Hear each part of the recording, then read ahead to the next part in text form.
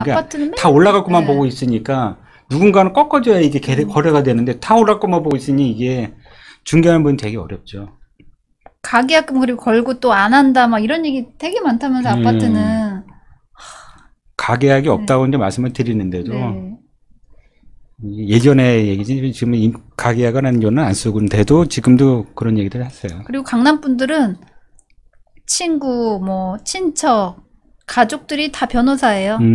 다 싸웠다 잘났었죠. 하면은 서로 변호사예요. 진짜 서로 잘났다고 하는데 우리는 이제 조용히 찌그러져 있는. 그렇지. 전문가분들끼리 싸우는 네. 때만. 아니 그런 분들은 많이 사시니까 지역적으로 아무래도 그런 분들이 많죠. 또 친척들도 그렇고 다 주변에 그런 분들이 많이 있으니까 이렇게 저렇게 따지면 한 단계고 두 단계고 다 뭐 변호사, 법무사 뭐 이런 쪽 아니겠어요. 그런 쪽에. 그러다 보니까 좀 더 그러겠죠. 좋은 점도 있고 또 안 좋은 점도 있고 또 좋은 분들은 또 의외로 되게 쿨하신 분들도 또 의외로 많으시거든요. 또. 아, 그래요? 네, 있는 거 표 안 내고 하시는 분은 정말 순수하고 클리어해요. 정말 그래합니다. 젠틀해요, 젠틀. 아파트 중개하시는 분들 진짜 존경합니다. 근데 대부분 우리 회원분들이 많이 아파트 많이 하시죠. 많이 힘드시죠 요새. 물건도 없지. 여기도 물건 없죠. 매매 물건 좀 있어요? 아파트는 제가 사실 이렇게 무서워해가지고 손님이 와도 좀 무서워요. 네.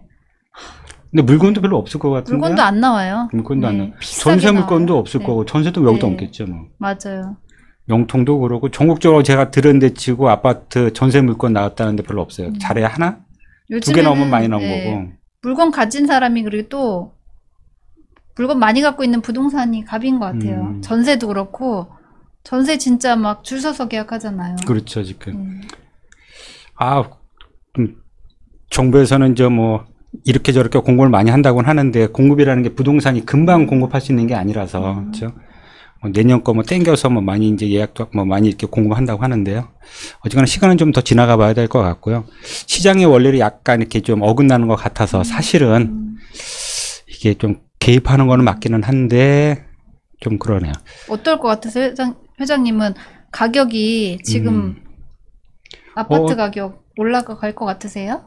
지금 현재 상태라면 뭐 공급은 어쩜 한정되어 있고 지금 분위기는 어떤 유동 자금은 많이 풀려 있는 상태고 알게 모르게 어떻게 보면 이제 정부에서 풀었던 돈들이 다시 환수가 되는 게 아니라 어떻게 하나 이제 일부 있는 분들한테 더 들어갔겠죠. 있는 분들은 뭐 괜찮으실 테니까 없는 분은 계속 힘든 거니까 그런 분들이 어떤 이제 수요 미래 가치 생각하면 이제 투자를 할 건데 그렇게 따지면 한동안 더 올라가지 않겠나 생각하고요.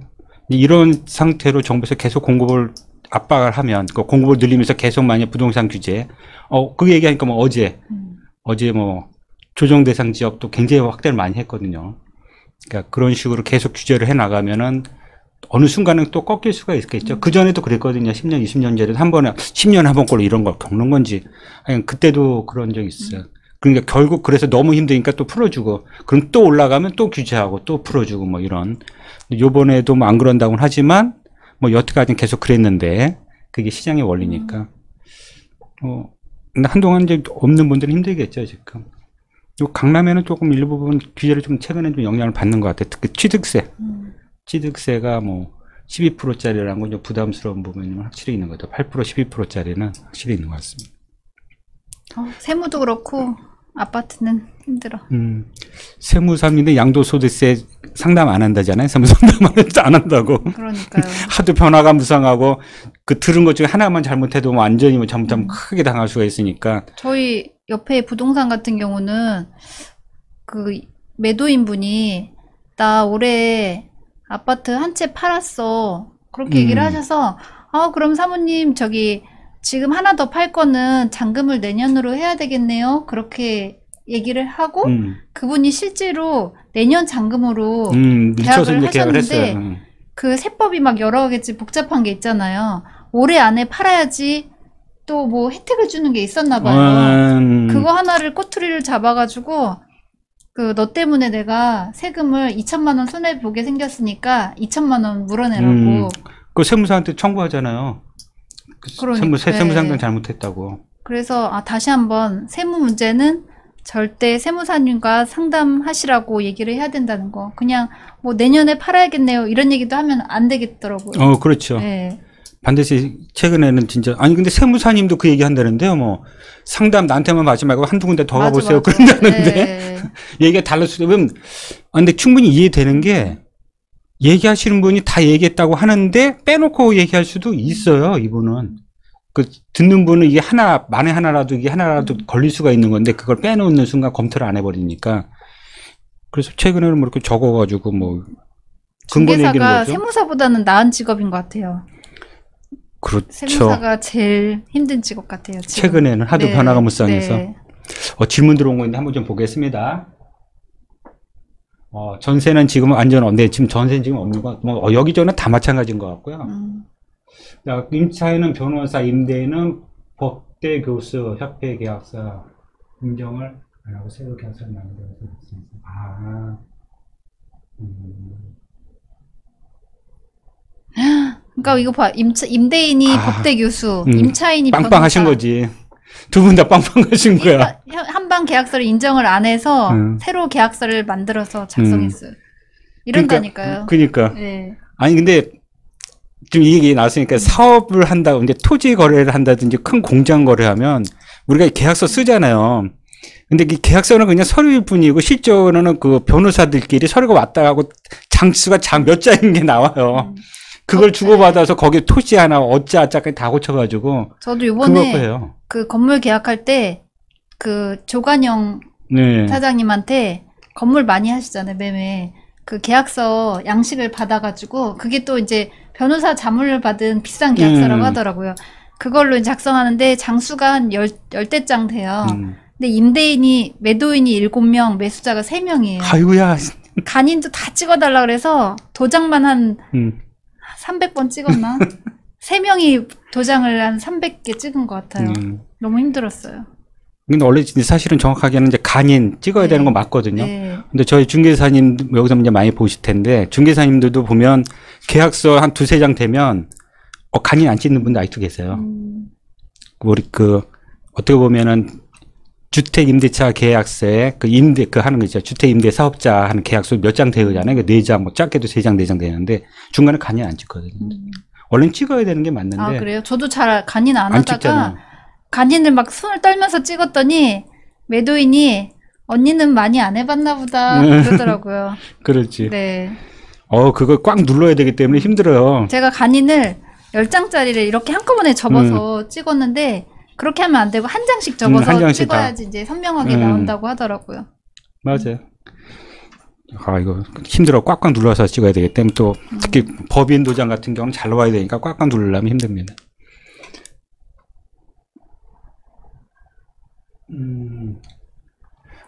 계약서도 다시 만들어야 하는군요. 그냥 본인들이 알아서 만듭니다. 우리가 만드는 건 아니고 우리가 계약서 주면 그냥 그걸 근거로 해서 그냥 거기는 면적 이것만 하는 거고 그 첨부 서류는 다 장수를 늘린 거죠. 뭐 한 장 잔뜩 적어갖고 서로가 주고 받습니다. 그래서. 예. 그다음에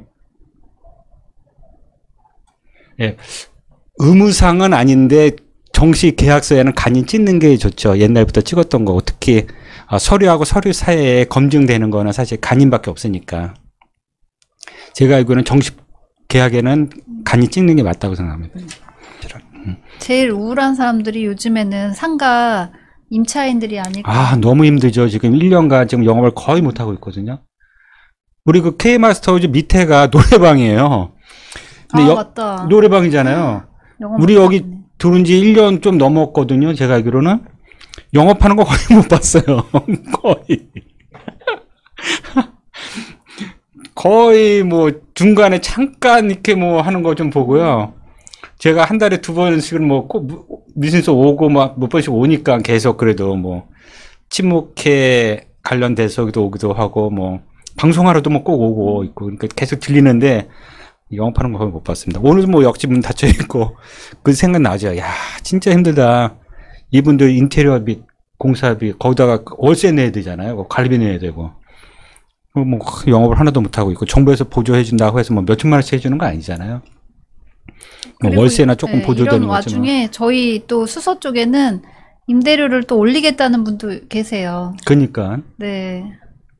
지금 임대료 올리겠다는 분은 뭐 그분 뭐 나름대로 사정이 있긴 하겠지만 좀 그거는 서로가 할 수 있는 생각보다 임대료 낮춰주시는 분이 별로 없는 것 같아요. 많이 못 보셨군요 거기서. 뭐 많이들 생기겠죠. 뭐 이제 좀 좋은 사회가 돼야지 서로가 윈윈하는. 뭐 부동산 하시는 분들은 그래도 조금은 낫지 않나. 제 나름대로 이렇게 들어보면 그나마 힘들긴 해도 어쨌거나 움직이는 부분은 그나마 또 많이 줄었죠. 안 그래도 3단계 부동산 영업하냐고 물어보시는 분 오늘 있었어요. 그렇죠. 다행인 것 같아요. 일할 수 있어서. 3단계 뭐 거의 다 문 닫는 걸로 알고 있으니까 저희는 이렇게 합니다. 내일 아침이 많이 추울 거라 합니다. 예, 저도 그렇게 들은 것 같아요. 내일부터. 오늘까지 좀 더 괜찮은데 내일부터 많이 추워질 것 같다고 하는데 요새 감기 걸리면 정말 머리 아파져요. 감기 걸리면 코로나부터 걱정이 돼. 감기가 문제가 아니야. 옆에 다 끊어야 되니까 며칠간은 2주는 아니어도 뭐 3, 4일은 끊어봐야 되지 않겠어요? 혹시 문제입니다. 아까 그 단독주택에는 좀 잘 들었어요. 사실은 그 주변에 또 그런 게 있다는 건 알았는데 또 물건이 있다는 것도 또 새로웠고 사실은 의외였어요. 그거는 정말 의외였습니다. 진짜 없을 줄 알았거든요. 뭐 어쨌거나 세상사에 각종 나올 수도 있는 거니까. 그 건물 위에가 오피스텔이잖아요. 네. 오피스텔이 제가 아까 잠깐 통화해 보니까 제가 알고 있는 오피스텔하고 좀 달라요. 오래돼서 그런 건지. 수서는 지금 뭐 저희 현대벤츠빌 같은 경우 2003년도 완공이고요. 2002년도. 옆에 로즈데일 뭐 96년도, 97년도 20년 이상 20년 됐어요. 넘네. 그 당시에 오피스텔이 얼마 없었다고 하더라고요. 몇 개 없었는데 벤처빌은 바닥난방이 되긴 하는데 앞에 로즈데일 수어타운은 바닥난방이 안 되는. 바닥난방이 없는 네. 거네요. 일반 사무실, 네. 우리 상가 안 돼 네, 있는 맞아요. 거고. 업무용 오피스텔이고요. 참고적으로 업무용 오피스텔은 상가 임대차 보호법에 적용을 받더라고요. 그렇죠. 네. 주거용 그렇죠. 오피스텔은 주거용을 받는 거죠. 그렇죠. 원래는 상가용이 네. 그렇게 주택인데. 똑같았는데 네. 지금 넣었죠. 주거용 쪽에다 주거용을 쓰면 주거용으로 이제 떼금 때리면서 네. 취득세도 그렇고 다 그렇게 네. 했으니까. 그때 당시에는 지금 오피스텔은 뭐 난방도 돼 있고 주방 잘돼 시설도 돼 있죠. 있고 다 돼 네. 있어서. 근데 그때는 그냥 그야말로 오피스네요. 오피스텔이 네, 아니라 오피스 진짜. 같은 오피스텔인데 오래되다 보니까 굉장히 저렴해요. 교통이 좋은 거에 비해서 평당가가 뭐 1,000만 원이 안 되는 경우도 많으니까. 매매가가. 네. 뭐 2억 미만으로 투자도 가능해요. 그러네요. 네. 야, 1층 같은 상가는 평당 얼마나 가죠? 1층 상가 같은 경우는? 1층은 뭐 한 5천을 기준으로 해서 천차만별인 것 같아요. 1억 부르시는 분도 있고 뭐 3천만 원대 후반도 있고 뭐 위치에 따라서. 대로변은 그래도 한 네. 5천, 6천은 되겠네. 네. 저희 벤처빌 지하 2층 같은 경우는 지하 2층? 네, 지하철역하고 연결돼 있거든요. 네. 거기는 저희가 한 2년 전에 거래했을 때 평당 한 6천 골이었어요. 지하인데도 지하 같지 않은 연결돼 지하. 있으니까, 그렇지. 네, 1층 같은 지하. 뭐 유동인구가 많으면 뭐 지하이라 네. 뭐 땅 속에 있어도. 네. 그리고 그때 이강재 교수님인가? 나이스 상권 정보인가? 그런 게 있는데 유료 사이트예요. 상권 분석하는. 맞아, 있어요. 네. 사이트, 유료 사이트 있습니다. 네, 그거를 상권 분석해주는. 그때 듣고 나서 해봤는데 수서가 상권이 강남 평균보다 훨씬 좋아요. 강남도 좋은 편인데 강남 평균보다 좋으니까 상권이 좋은 상당히 거죠. 좋은 거죠. 네. 외딴치고 그거보다는 유동인구가 많고 지역과의 그렇죠. 교통이 좋으니까. 근데 경쟁이 너무 치열해서 커피숍만 한 건물에 10개가 넘어요. 가격이 그러니까 뭐 커피 가격 900원, 1,000원. 뭐 먹는 입장에선 좋은데 너무 치열하죠. 누구 생각나네. 커피값 1,000원 그러니까 100 누구 계신 분 그 다방 생각나는데 비유자 시작하는 뭐 다방 네, 있잖아요. 네. 저희 건물에 그것도 있어요. 있어요. 네. 역시. 사실 원가는 이렇게 세지 않다고 하는데 근데 이제 입지가 좋다가 보니까는 이제 월세가 사실 비싸잖아요. 커피숍 자리가. 그리고 인테리어가 또 비싸게 들어갔고. 근데 안타까운 게 상가는 진짜 저희가 상권이 좋음에도 불구하고 커피숍 매출을 제가 작년 올해 거를 떼달라고 봤어요? 해서 봤는데 진짜 한 40% 줄었더라고요. 아, 그래서 좀 안타깝더라고요. 뭐 강남 같은 경우 요 앞에만 해도 뭐 테이크아웃 하는 손님 빼놓고는 뭐 안 와서 먹는 거 아무래도 좀 안 드시겠죠. 근데 최근에 또 그 얘기 났잖아요. 아마 다 아실 거예요. 그 커피 자판기 그 셀프 그 뭐라 그러죠? 그 자판기식으로 자동으로 나오는 거. 네. 그거 사람이 하는 게 아니라 이제 그 누르면 나와서 거기서 먹을 수 있게 하는 거. 키오스크였나? 뭐였지? 뭐 그게 네. 얘기가 나오더라고요. 어이구야 그나마도 힘든데 참. 하여간 그래서 그 평당 그럼 그건 한 오피스텔 평당 1,000만 원. 네, 오피스텔은 1,000만 원에서 요즘에 또 아까 얘기했듯이 지식산업센터 작업공 아까 2,500 뭐 네, 대박 났다면서요. 거기가 대박 나면서 그래? 그러면서 임대인들이 대형 평수 위주로 해서 가격을 올리고 있어서 중대형 같은 경우는 뭐 작년까지 뭐 1,200이었다고 하면 올해 지금 1,400, 1,500. 슬슬 올라가고 있네요. 네, 지금 분위기 보면서 올라가고 있어요. 임대료도 덩달아서 올라가고 그렇지. 있고요. 네. 근데 건물값도 이제 올라가니까 사실은. 네. 근데 아직 중대형만 움직여서 소형은 뭐 움직임도 없고 저렴해요. 지금. 소형이라 하면 10평, 15평 정도 내외 그렇죠. 얘기하시나 실평수 봐요. 뭐 10평, 12평 그 정도. 아까 평당 뭐 5천이면 그게 그 전용률은 몇 평짜리예요? 보통 5천짜리 상가가 뭐 평당 한 5, 6천 하는데 전용률이 굉장히 낮아요. 요즘 상가들은 뭐 한 50%라던데. 한 52, 48 뭐 이런 그래요. 거. 저희 건물은 37%? 그 네. 17년 뭐 18년 된 거 치고는 전용률이 굉장히 낮은 거죠. 이제 이렇게 생각되면 이제 지하 주차장이라든지 이런 공간이 좀 많이 있겠구나 생각을 하거든요. 그걸 다 그렇게 감안한 거니까. 상가 매물이 안 나와요, 근데. 최근에 거래한 데가 1층에 분양평수 한 10평, 실평수 약 4평. 그러네요. 네. 실평수 4평짜리인데 9억에 계약했어요. 9억. 월세가 200만 원, 2.8% 수익률인데 사더라고요. 저 같으면 안 살 것 같은데. 2.8% 수익률이면. 근데 안정되니까. 맞아요. 서울의 강남의 수익률이 3% 안 돼요. 2.2, 2.5 맞아요. 보통 그 정도밖에 안 네. 됩니다. 그 대신 떨어질 확률은 없다는 거죠. 그때 맞아요. 공시에 대한 위험이 없으면 뭐 한다는 거죠. 안정적인 걸 선호하는 분들은 뭐. 그렇게 하시더라고요. 물론 이제 일반 분들은 뭐 3% 이하는 아예 안 보고 4%좀 넘어가야 그리고 그렇죠. 보고 뭐 5%, 6% 돼야 뭐 할까 그러는데 실제로 강남에 있는 분들 좀 괜찮은 입지는 그렇게 높게 안 나오더라고요. 어제 만난 친구 중에 한 명, 친구는 아니고 이제 나이는 저보다 어리니까 후배인데 모텔 전문으로 하는 친구인데 모텔은 수익률이 뭐 15%? 다 10% 이상 가나 봐요. 네. 그래서 돈 벌어서 하나 사시죠? 그러더라고요. 모텔을 하시는 분은 모텔만 찾으세요. 제가 아는 분 중에서도 그런 분 계십니다. 모텔 하나 이렇게 경매로 받아서 했는데 이걸 제대로 아신 거지. 고생을 했지만 해보니까 와 이게 돈이 되는 걸 아니까. 경매는 물건이 한정돼 있잖아요. 그러니까 이제 직접 찾으러 다니는데 근데 그런 물건 찾기가 그분이 쉽지가 않다는 거예요. 생각보다. 그런 좋은 물건 찾아서 하기가 뭐 그런 얘기 하시더라고요. 근데 아시는 분들은 아시는 것 같아요. 그거를.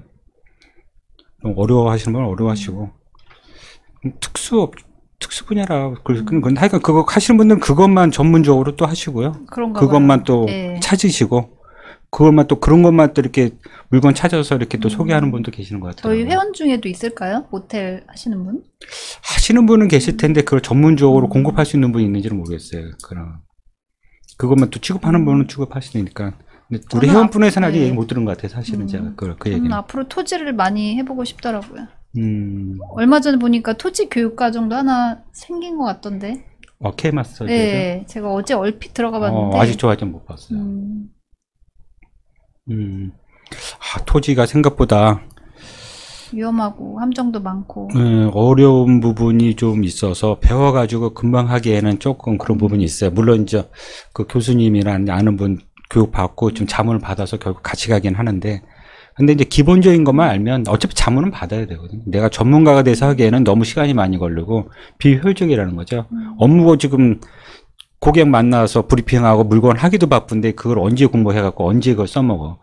그 써먹기 위해서 그것도 얼마나 공부를 해야 되는데 그러다가 실수하면 큰일 나는데 그러니까 어느 정도까지만 하고 그 브리핑 할 정도만 하고 그 다음에 교수님이나 아는 배우분한테 이제 자문 받아서 하면 뭐 그러면 좋을 것 같아. 그래서 오피스텔 상가는 전용률이 37%라고 하니까 아마 5천, 6천, 7천 뭐 그거는 평당 높지는 않은 것 같은데 전용률이 낮아서 시적으로는 한 8천 정도 되는 것 같아요. 제 느낌으로는. 저희 지하 상가 같은 경우는 작은 평수 매매가 한 2억 4천 이런 것도 있어요. 그렇지. 작은 거는. 네, 작은 거. 그러니까 아주 옛날 거라서 상가가 앞에 개발되는 거 치고는 아직 여기는 아직은 그렇게.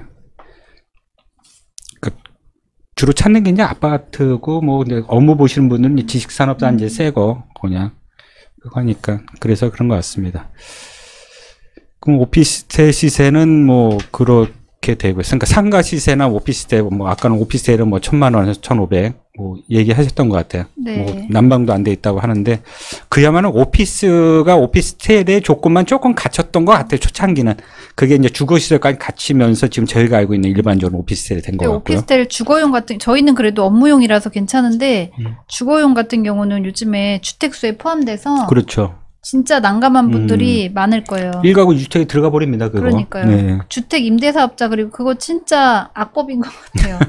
계약서 장수도 많고 뭐 기본적으로 내장이잖아요. 그거 주택수도 들어가고 그다음에 뭐 이번에 새로 생긴 거 아세요? 뭐 부기 등기도 해야 네. 되고 보증보험? 네, 보증보험. 네, 보증보험 의무 가입이라서 진짜 그 보증보험은요. 예전에 그 주택 임대사업자분이 이렇게 사잖아요. 네. 그건 대출을 껴요.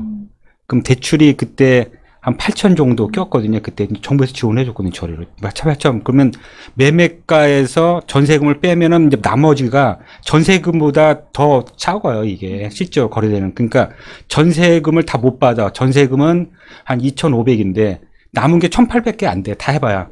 대출 받는 게 8천 껴 있어가지고. 그러니까는 더 받을 수는 없잖아요. 그러니까 거기다 맞춰줘. 근데 그때 당시만 해도 세입자분들이 전세, 뭐, 다 마찬가지일 거예요. 어디 가나. 전세 하시는 분은 원칙이 하나가 있잖아요. 대출 있는 거는 10원이라도 있으면 대출, 그 집에 안 들어간다는 게 기본 개념이에요. 기념 개념. 옛날 개념이죠. 그게. 뭐, 얼마가 됐든 대출이 됐던 게 찍혀 있으면 무조건 그 집은 안 한다. 위험하다. 해야 했는데. 그러다 보니까 그때만 해도 이제 주택임대사 하시는 분들이 공제를, 보증보험을 자기가 들어줬어요. 100% 안전하게 한다. 근데 그것도 그때 당시엔 부동산 하신 분들이 잘 이게 개념을 잘 못 잡아갖고 안 했어요. 거래를. 못 시켜줬어요. 안 해줬어. 위험하다고. 근데 지금은 이제 뭐 그게 이제 가셔야돼서 그때 했던 분들, 그러니까 한 2년, 3년 전에 그때 많이 했거든요. 제가 했던 분 중에서 뭐 그 해드린 분들 계시는데, 되게 싸게 들어갔죠. 뭐 2억 5천, 그만 한 1억 8천이면 너 들어가고, 보증보험도 들어주고, 거기다 주택임대사업자라서 연 5% 이상 올리지도 못해. 그분들은 이제 8년간 그때 했던, 뭐. 지금 월세도 보증보험이 필요한지 의문입니다 했는데요. 월세는 아니죠. 네, 제가 어제 이것 때문에 구청에 강남구청, 송파구청 렌트홈 다 전화해봤는데 렌트홈에서는 월세도 하셔야 돼요 이렇게 대답을 했는데 해야 되는데 정확한 거는 지자체 문의하세요 그러는데 지자체 전화 20통씩 했는데 안 받아요. 월세는 거의 안 하죠. 보증금이 뭐 그거 금액이잖아요. 최우선 변제 금액 이하에서 해버리니까. 그러니까 이게 지금 뭐 할 필요가 없어요. 최우선 변제 금액 이하인데 뭐. 근데 또 렌트홈에서는 해야 된다. 근데 월세도 네. 보증금이 센 경우 있잖아요. 네. 월세 그러니까 전세 같은 월세.